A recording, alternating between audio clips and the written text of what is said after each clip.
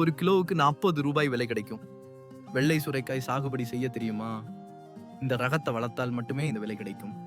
காஞ்சிபுரம் மாவட்டத்துல ஒரு இயற்கை விவசாயி மணல் கலந்த களிமண் நிலத்தில் பால் வெள்ளை நிற சுரைக்காய் சாகுபடி செய்து அதிக வருவாய் பெறுகிறாரு.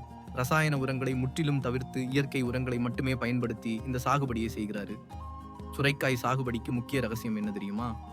கொடி காய்கறிகளை வயலில் வளர்ப்பதை விட சாய்வு மற்றும் சதுர வடிவ பந்தல் அமைத்து வளர்க்க வேண்டும். இந்த முறையில பூச்சி மற்றும் நோய் தாக்குதல்களை எளிதாக கட்டுப்படுத்த முடியும். சாதாரண பச்சை சுரைக்காய் ஒரு கிலோவுக்கு 20 ரூபாய் மட்டுமே கிடைக்கும்.